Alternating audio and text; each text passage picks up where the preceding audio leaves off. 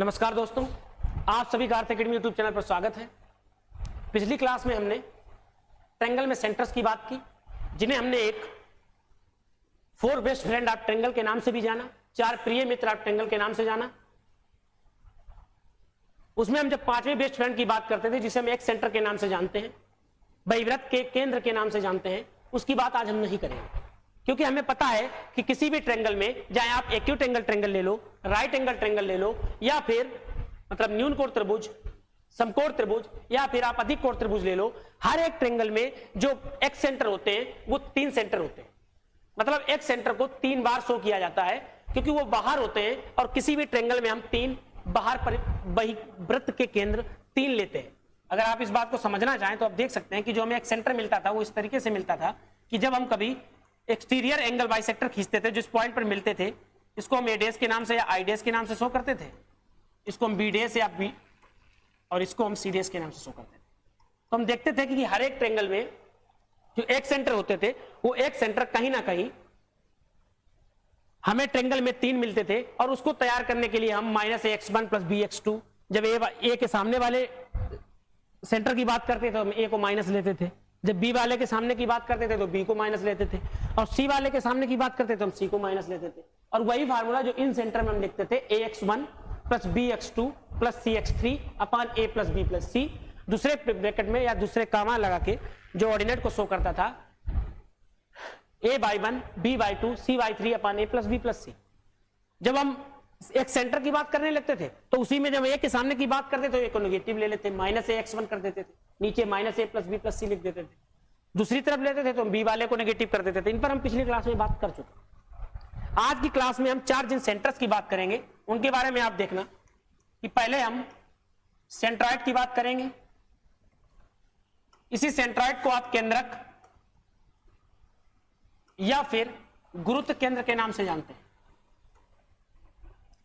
इसके साथ साथ हम इन सेंटर की बात करेंगे, इसको हम अंतः केंद्र के नाम से जानते हैं।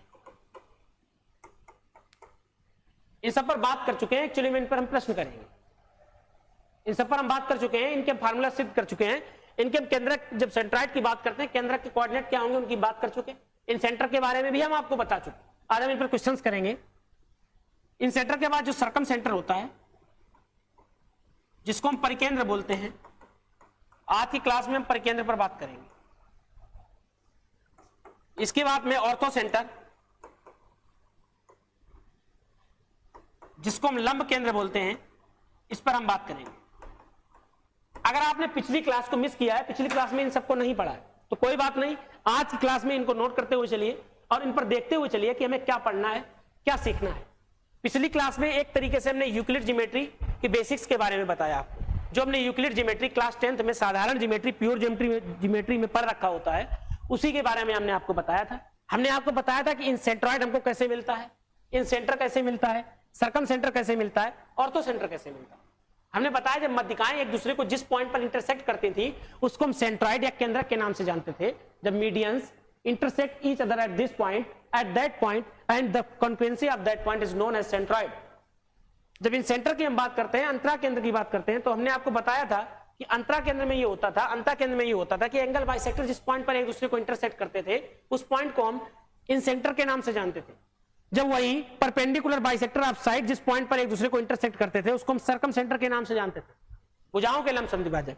जब ऑर्थो सेंटर जिस पॉइंट पर लंब एक दूसरे को इंटरसेक्ट करते थे, उसको हम ऑर्थो सेंटर के नाम से जानते थे, लंब केंद्र के नाम से जानते। इन सब के बारे में हम पिछली क्लास में पढ़ चुके।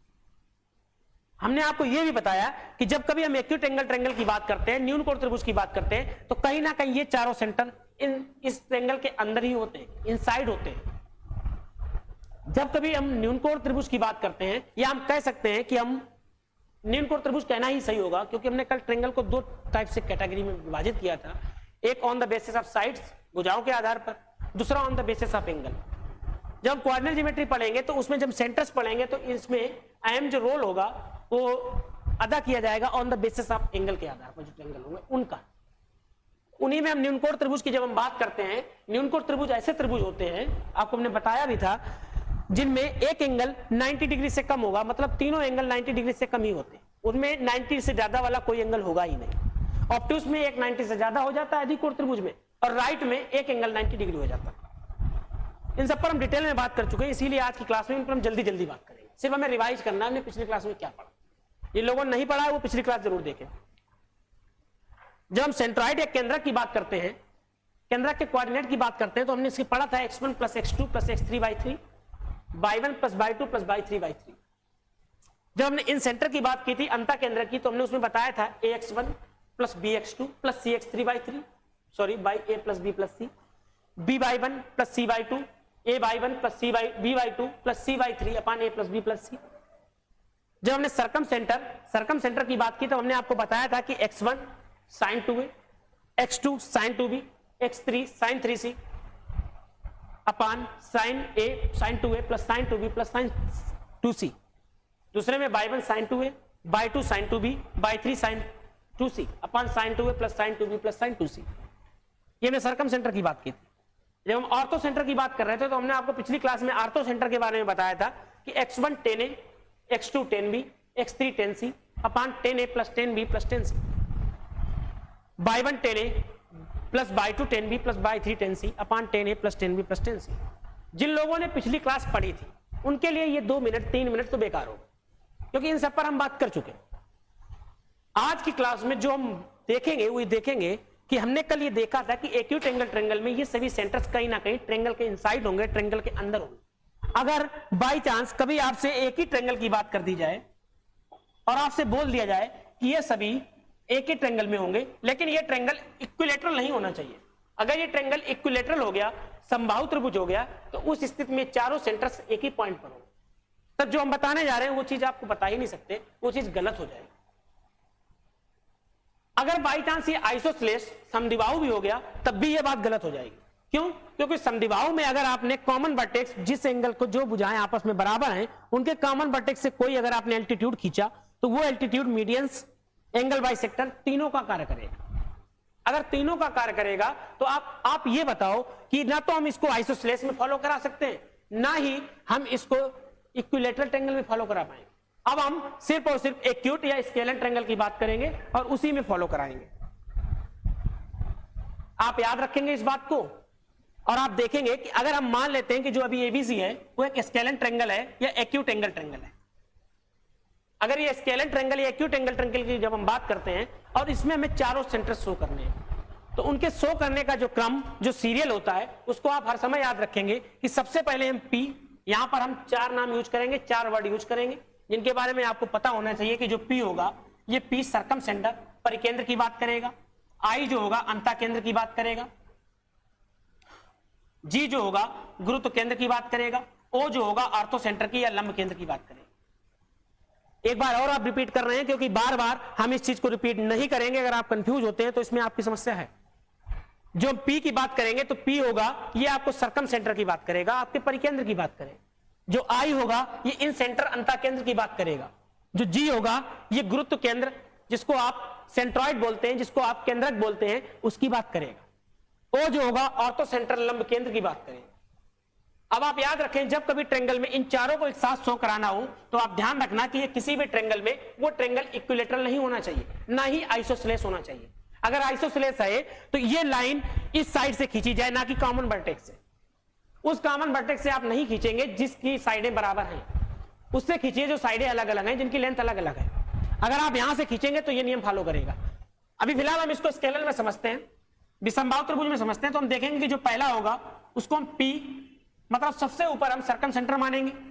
इसके बाद हम आई इन सेंटर लेंगे, इसके बाद हम सेंट्रॉइड जी लेंगे और इसके बाद हम ऑर्थो सेंटर ओ लेंगे।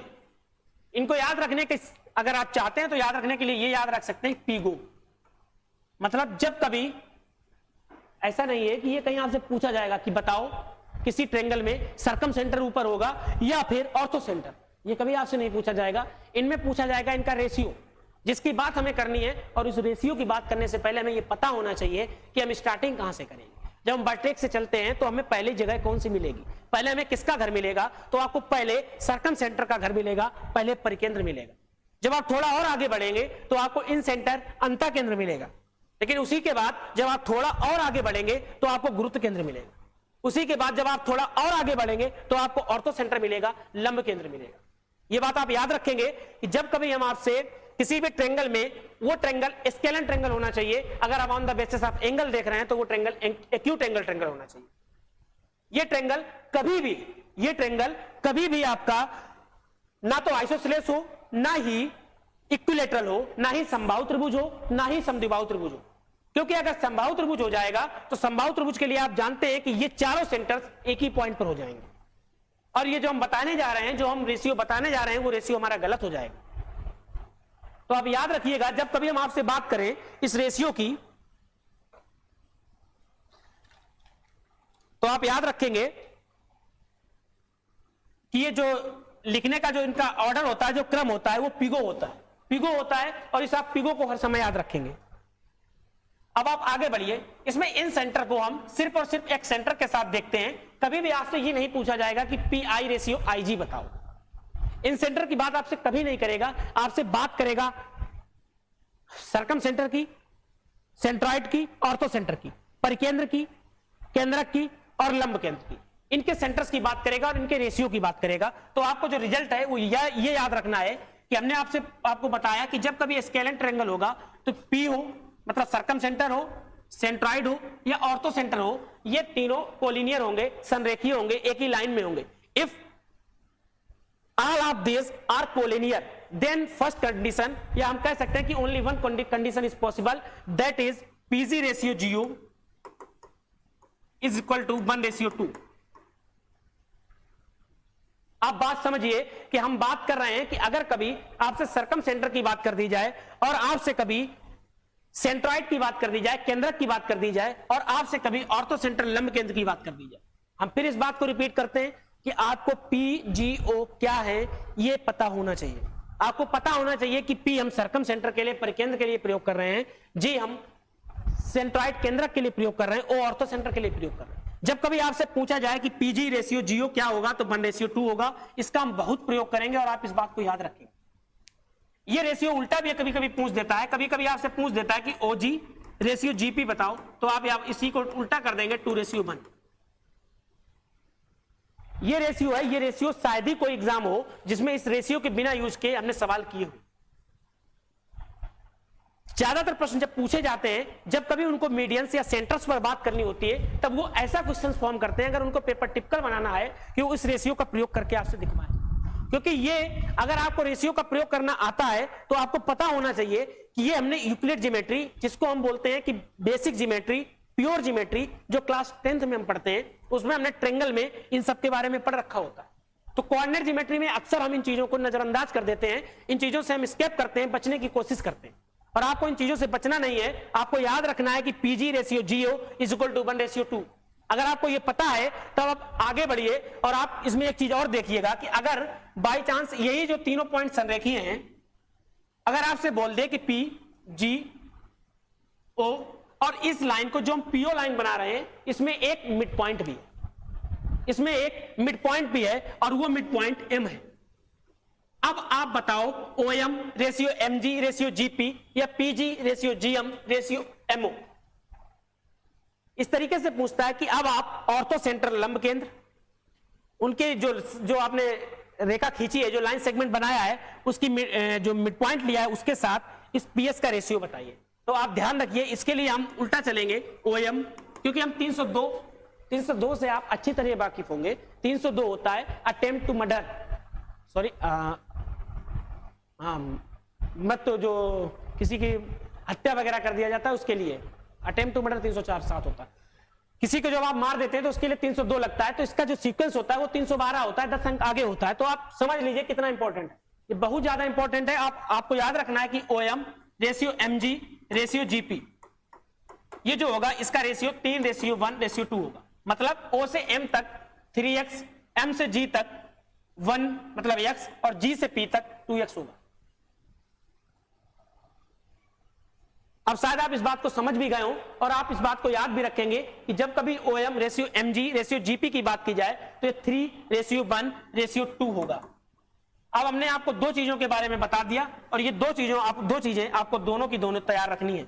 एक तो जब कभी आपको कोई किसी भी ट्रायंगल में तीनों पॉइंट दिए हों, वो तीनों पॉइंट जब होंगे तो सर्कम सेंटर होगा, एक सेंट्रॉइड होगा और दूसरा ऑर्थो सेंटर होगा। इनका रेशियो पूछा जाएगा तो आप आराम से बताएंगे कि इनका रेशियो पीजी रेशियो जीओ जो होता है 1:2 होता है। और इसी के साथ जब कभी आपसे ओएम एमजी रेशियो जीपी पूछा जाएगा 3:1:2 बताओ, या कभी आपसे पीजी रेशियो जीओ रेशियो ओएम पूछ दिया जाए तो आप 2:1:3 बताओ, उल्टा हो जाएगा। अब आप शायद समझ जाएंगे, इनका रेशियो याद रहेगा और जिस हिसाब से आपसे पूछता है आप कर सकते हैं। तो हमने अभी तक सिर्फ और सिर्फ 2 चीजें सीखी जो नई सीखी, जो हमने पिछली क्लास में नहीं पढ़ाई थी, और ये आपने क्लास 10th में पढ़ी थी यूक्लिड ज्योमेट्री में, उन्हीं के बारे में सीखा। इनके बारे में हमें पता होना चाहिए और आज की क्लास में हम प्रश्न भी यहीं से स्टार्ट करेंगे। तो अगर आपको पता है तो ठीक, नहीं पता है तो ठीक। सेंट्रॉइड के बारे में कोऑर्डिनेट आप देख ही चुके हैं, बाकी सब देख चुके हैं। तो आज की क्लास में क्वेश्चन स्टार्ट करते हैं। हम देखेंगे कि if two verticals of triangle are 5,2 -7, -4 and its centroid is -2, 3 then the coordinate of third vertex is. आपसे सेंट्रॉइड की बात की और हमने आपको सबसे पहले सेंट्रॉइड के बारे में बताया था। हमने आपको बताया कि सेंट्रॉइड क्या होता है। हमने आपको बताया कि सेंट्रॉइड, हिंदी वाले सुनेंगे पहले ध्यान से, जो सेंट्रॉइड होता है, जो केंद्रक होता है, जो गुरुत्व केंद्र होता है, वो किसी भी ट्रायंगल में उनके जो मीडियंस, जो मध्यिकाएं होती हैं, किसी भी त्रिभुज में जो त्रिभुज की मध्यिकाएं होती हैं, वो जिस पॉइंट पर एक दूसरे को काटती हैं, एक पॉइंट पर जिस पॉइंट पर एक दूसरे को काटती हैं, उसी पॉइंट को हम सेंट्रॉइड के नाम से जानते हैं, केंद्रक के नाम से जानते हैं। आपसे यहां पर केंद्रक के कोऑर्डिनेट दे रखा है और ट्रायंगल के तीसरे शीर्ष के कोऑर्डिनेट पूछे। अब आपको अगर ये पता है कि जो मीडियंस, जहां मध्यिकाएं एक दूसरे को काटेंगी, उसको हम सेंट्रॉइड के नाम से जानते हैं, और हमने आपको सेंट्रॉइड्स के बारे में कोऑर्डिनेट पढ़ा रखे हैं, x1 + x2 + x3 /3 y1 + y2 + y3/3। आप में से ज्यादातर लोग शायद ये सोचकर खुश हो गए होंगे कि शायद सवाल सेंट्रॉइड पर सिर्फ इसी तरीके से बनेगा, लेकिन नहीं, मैं आपको भरोसा दिलाता हूं कि धुआं निकल जाएगा जब आप सेंट्रॉइड पे सवाल करेंगे। अभी क्वेश्चन नंबर जब 12-11 देखेंगे तो यकीन मानिए धुआं निकल जाएगा। तो इसलिए सेंट्रॉइड पर सिर्फ और सिर्फ इसी फार्मूले पे क्वेश्चन नहीं होंगे, इसके अलावा भी और चीजें भी संभव हैं जो हो सकती हैं। तो इफ टू वर्टिकल्स दे दिए हैं और तीसरे वर्टिकल्स के बारे में पूछा है और आपको सेंट्रॉइड के कोऑर्डिनेट दिए हैं कि 2, -2, 3 होगा, तब आप इसको कैसे निकालेंगे? तो अगर आपने सेंट्रॉइड पढ़ा है तो आपने पढ़ा होगा कि सेंट्रॉइड जो होता है, आप इसको देखिए कि अगर हम एक ट्रायंगल मान लेते हैं और उस ट्रायंगल में आपको दिया है कि 5,2,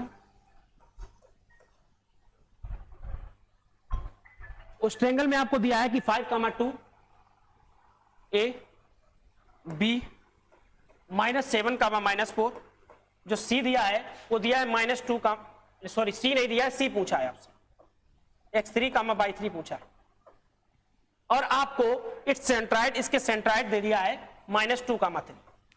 अब अगर आप इसके बारे में पहले पढ़ चुके हैं तो आप जानते होंगे कि जो सेंट्रॉइड का -2 है, इसका मतलब ये है कि -2 बराबर x1 + x2 + x3/3 y1, और जो 3 है ये y1 + y2 + y3/3 होता है।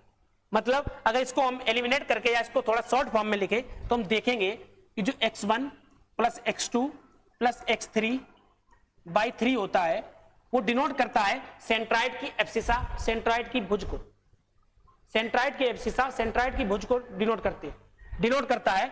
और जब वही दूसरा होता है y1 + y2 + y3/3, तो ये डिनोट करता है सेंट्रॉइड के ऑर्डिनेट कोटि को। जब इनके भुज और कोटि को डिनोट करता है तब आपको हम बताएं तो आप शायद समझ जाएंगे कि 5 + -7 + x3,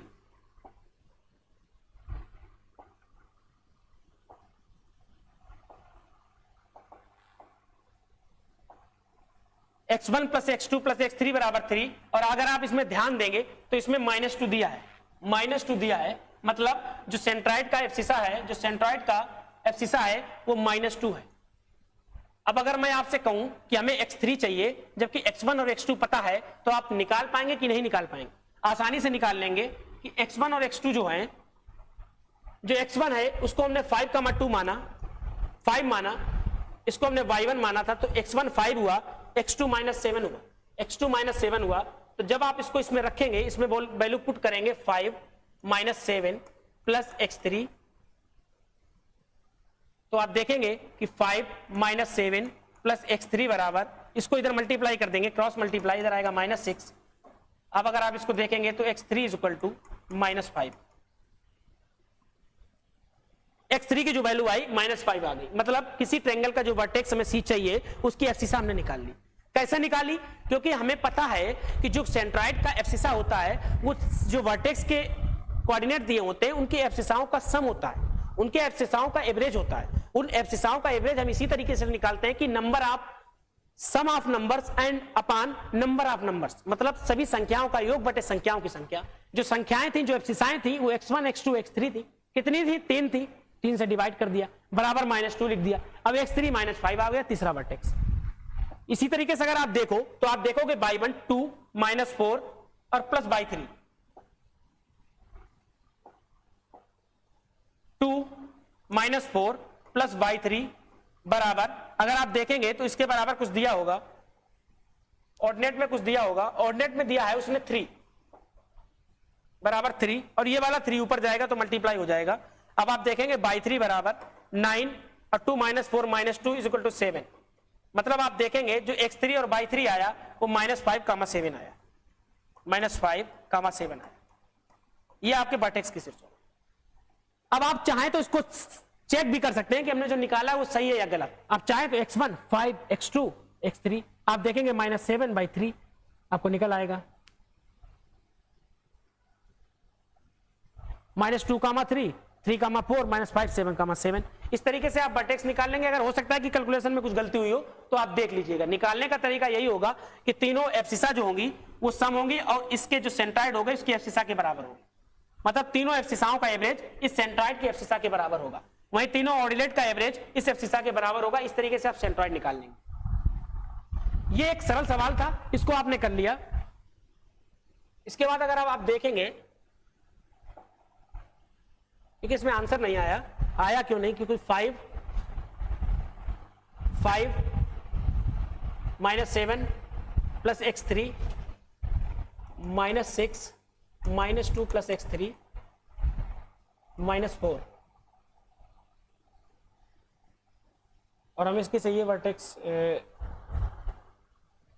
-4 और जो दूसरा निकालेंगे तो 2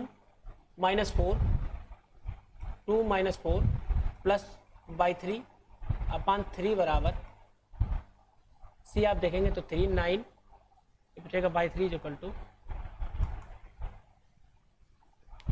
9 -2 7। इनमें से कोई नहीं, नन ऑफ दिस। इनमें से कोई ऑप्शन नहीं आएगा। ऑप्शन आएगा -4,7 -4,7। ये ध्यान रखना, -5 नहीं आएगा या -4 आएगा, -4,7 आएगा और इनमें से कोई आंसर नहीं होगा। ठीक है, आप इसको देख लेंगे। इसके बाद जब हम अगले सवाल की बात करेंगे इसी तरीके से आप सवाल करेंगे। जब हम दूसरे सवाल की बात करते हैं तो हम देखते हैं कि 3 consecutive particles of a parallelogram ABC the coordinate of the fourth vertex dr। अब अगर आपको इस बात से, ये एक्चुअली में आपसे पूछ दिया है, जब हमने डिस्टेंस बिटवीन 2 पॉइंट पढ़ाया था तो हमने आपको वहां रेक्टेंगल, स्क्वायर, पैरेललोग्राम और रोम्बस के बारे में बात की। हमने आपसे कहा था कि जब कभी हम स्क्वायर की बात करते हैं तो स्क्वायर का कंपैरिजन हर समय रोम्बस के साथ किया जाता है, वहीं पैरेललोग्राम का कंपैरिजन रेक्टेंगल के साथ किया जाता है। कंपैरिजन करने के लिए इनमें कई प्रॉपर्टीज एक दूसरे से सेम होती हैं, लेकिन अगर आप इनमें डिफरेंस की बात करें तो इसमें एक बेसिक डिफरेंस होता है जो हमें याद रखना होता है, जिसका यूज हम कोऑर्डिनेट ज्योमेट्री में करते हैं।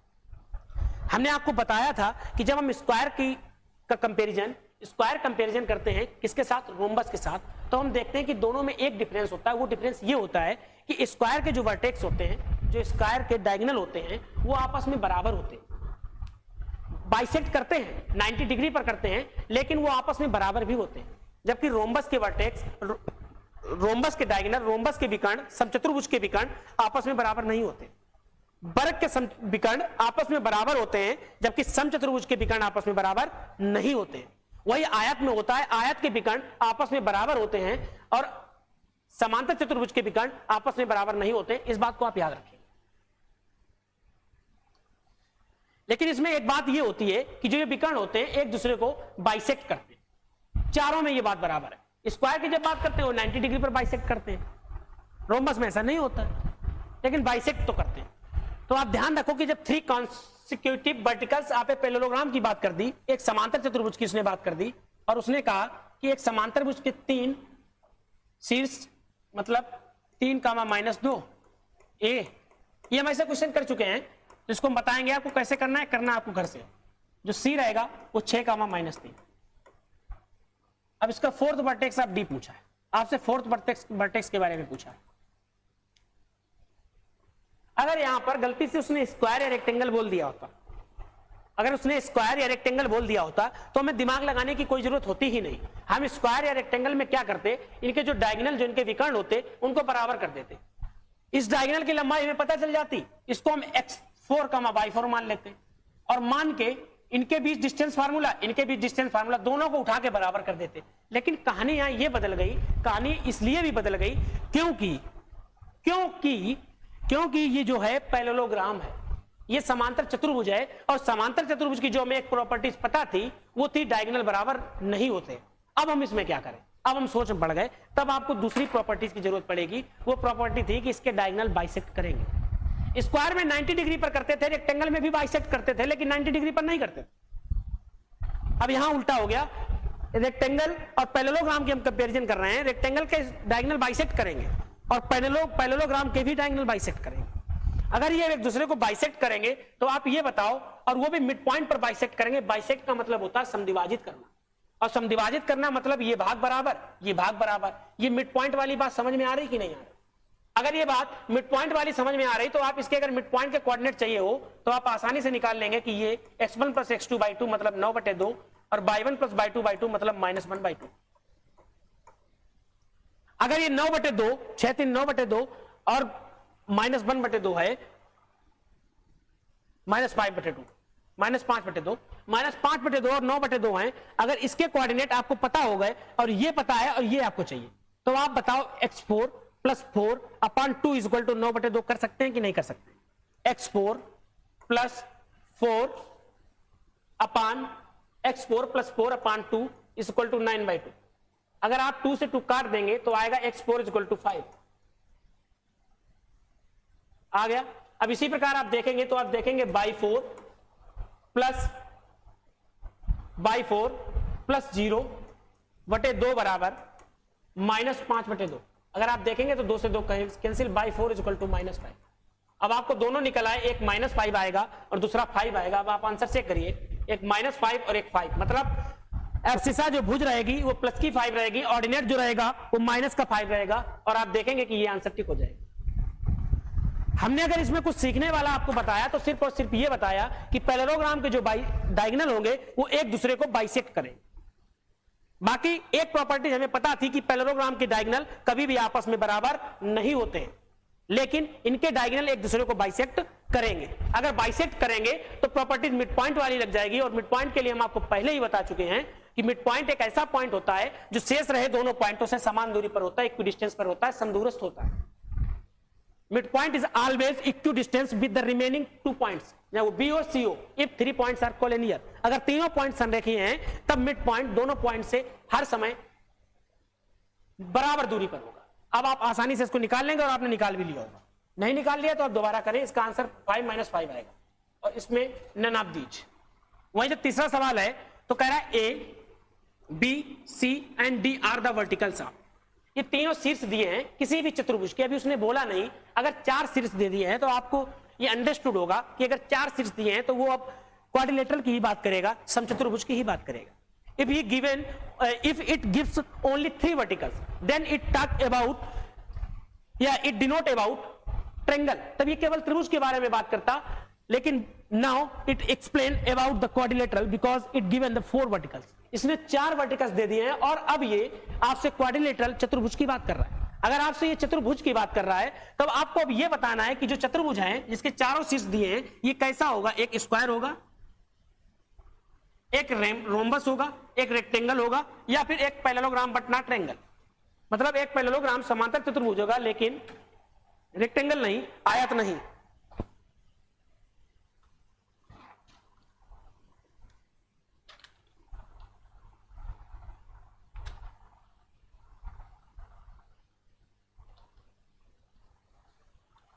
आपको इस बारे में बताना है कि जो ये दिया हुआ है ये कैसा होगा। एक स्क्वायर होगा, एक रोम्बस होगा, एक पैरेललोग्राम होगा, एक रेक्टेंगल होगा। तो आप क्या करेंगे, इसके लिए आप एक क्वाड्रिलेटरल बनाएंगे आराम से।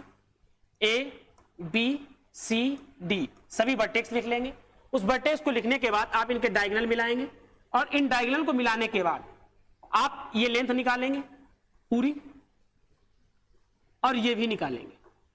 इसको आपको अपने हाथ से करना है, अपने खुद से करना है। सेल्फ करो, इनसेल्फ करो, माई सेल्फ करो, अवर सेल्फ करो, आपकी इच्छा है। आप ग्रुप में करो या खुद करो या किसी कंप्यूटर की मदद से करो। तुमने इटसेल्फ भी प्रयोग कर दिया, कंप्यूटर की मदद से करोगे, नॉन लिविंग से।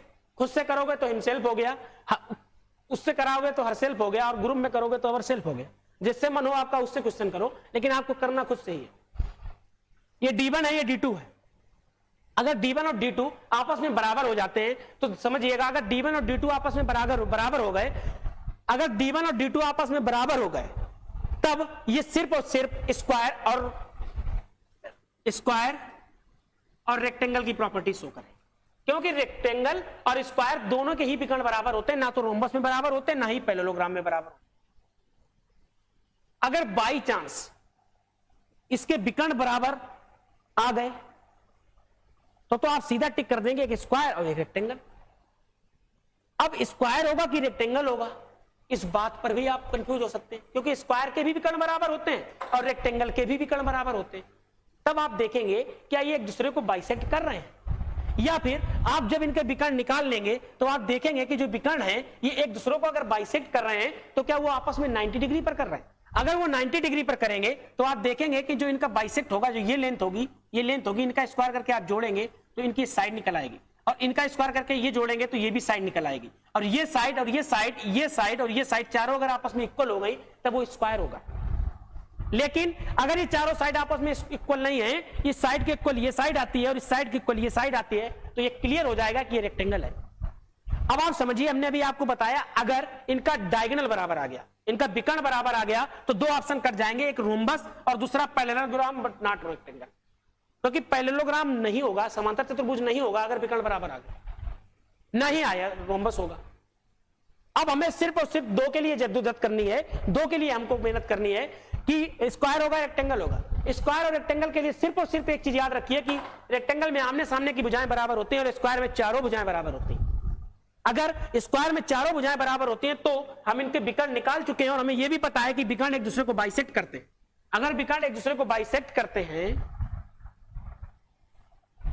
अगर विकर्ण एक दूसरे को बाइसेक्ट करते हैं, तब हम इन विकर्ण की मदद से देखेंगे कि अगर स्क्वायर होगा तो वो 90 डिग्री पर बाइसेक्ट करेंगे।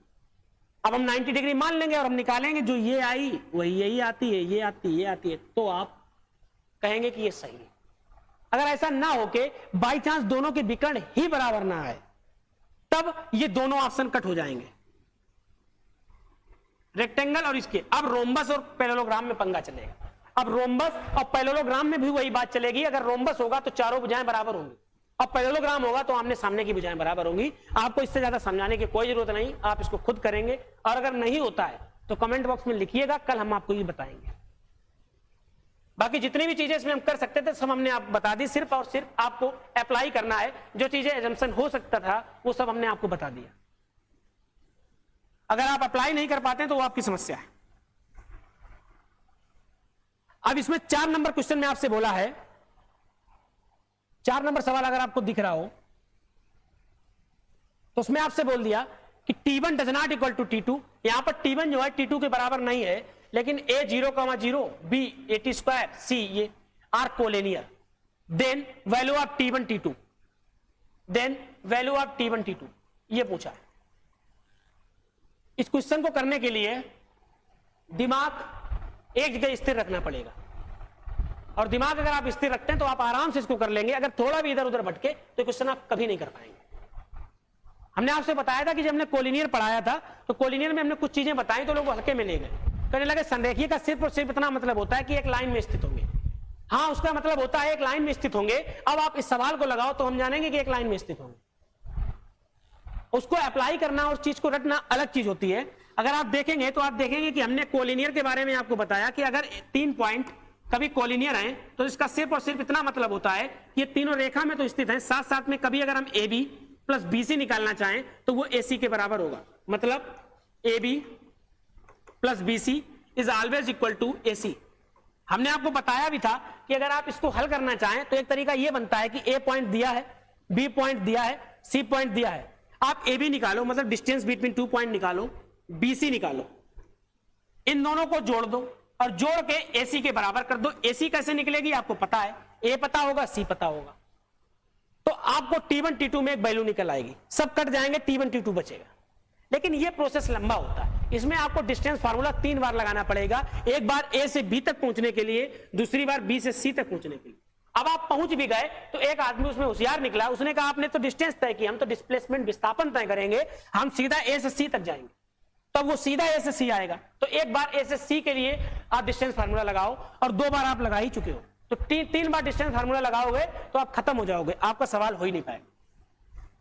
हो भी गया तो उसका फायदा भी क्या, बोर्ड एग्जाम में थोड़ा ना बैठे। इसके लिए हमने आपको एक ट्रिक और बताई, हमने इसके लिए आपको बताया था कि आपको ट्रेंगल का एरिया के बारे में पता होना चाहिए। जब कभी 3 वर्टेक्स किसी ट्रेंगल के दे दिए जाते हैं और वो बोल दे कि ये तीनों कोलिनियर है, अगर तीनों कोलिनियर हैं तो ये तो क्लियर होगा कि एक ही लाइन में स्थित है, और सिर्फ एक लाइन से कभी ट्रेंगल पॉसिबल है नहीं, पॉसिबल है। तो अब हम क्या करते हैं, अब हम सवाल को देते हैं धोखा, सवाल को ये धोखा देते हैं कि हमने अब एक ट्रेंगल हम बना लेते हैं, और वो ट्रेंगल हम बना इसलिए लेते हैं क्योंकि ये तीनों पॉइंट कोलिनियर है, हमें पता है कि तीनों पॉइंट कोलिनियर हैं, संरेखीय हैं, तो ट्रेंगल बनना पॉसिबल ही नहीं। अगर ट्रेंगल बनना पॉसिबल नहीं है तब आप बताइए कि आपने ट्रेंगल बनाया कैसे। तो हमने कहा कि हमने ट्रेंगल बनाया, और वो ट्रेंगल बना के हम दे रहे हैं अब क्वेश्चन को धोखा। अब क्वेश्चन को धोखा देंगे तो इसका मतलब ये होगा कि अब ए बी और सी हम ट्रेंगल बना लिए, तब तक क्वेश्चन हड़बड़ा गया। क्वेश्चन बोला यार ये क्या कर रहा है, हमने कोलिनियर बोला और इस कोलिनियर से ये ट्रेंगल बना दिया इसने। तो हमने कहा नहीं, परेशान ना हो, जो ट्रेंगल बनेगा उसका एरिया 0 होगा। ये हमने सिर्फ और सिर्फ एक लेट माना है, क्योंकि हमारे एक चीज मान लेते हैं कि हमारे पास दाल रखी है, रोटी है तो हम खा लेंगे, दाल को मान लेते हैं। ये सब मैथ में होता रहता है कि अगर एबीसी है तो हमने एक ट्रेंगल मान लिया कि ये भी ट्रेंगल के वर्टेक्स है, जबकि उसने क्वेश्चन ने सीधे सीधे बोला था, वो सार्वभौमिक सत्य था कि कोलिनियर है। अगर ये कोलिनियर है तो आप बताओ अब आप ट्रेंगल कैसे बना सकते हो। लेकिन हमने आपसे कहा नहीं कि हम सवाल को सीखने के लिए कई तरीके सीखते हैं। जो बेसिक तरीका था वो तरीका हम पहले बता चुके कि पहले ए बी निकालो, बी सी निकालो, फिर ए सी निकालो। लेकिन अगर इसको जल्दी करना है, हमें जल्दी करना है, तब हम एक मिथ एक मान लेते हैं, एक झूठ बात को मान लेते हैं कि हमने एबीसी एक ट्रेंगल बना लिया। लेकिन अब हम क्वेश्चन के भी फैक्ट को गलत नहीं होने देंगे। अगर कोलिनियर है तो ये भी सत्य है कि कोलिनियर है तो ट्रेंगल बनेगा नहीं, अगर ट्रेंगल बनेगा नहीं तो ये इक्वल टू 0 होगा, मतलब इसका एरिया 0 होगा। और ट्रेंगल के एरिया के लिए हमने आपको पढ़ा रखा है, तो उसमें आपको पता होगा कि इसको हम x1, इसको y1, इसको x2, इसको y2, इसको x3, इसको y3 मानेंगे। अब आप क्या करेंगे कि 1/2, हमने आपको यह भी बताया था कि एब्सिसा को हम बाहर लिखते हैं 3 जगह, इसके बाद 23 प्लस 31 प्लस 12, ये वाला रूल हम फॉलो कराते हैं।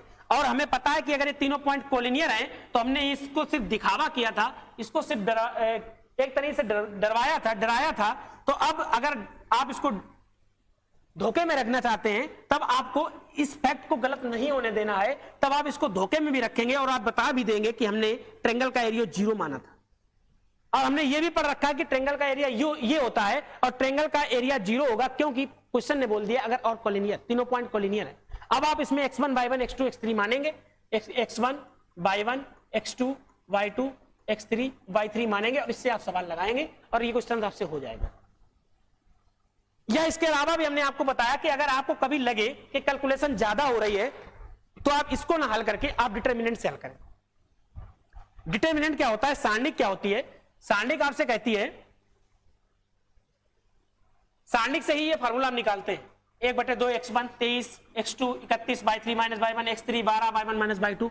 या आप अगर कभी डिटरमिनेंट से करना चाहें तो आप कर सकते हैं 1/2 x1 x2 x3 y1 y2 y3 1 1 1।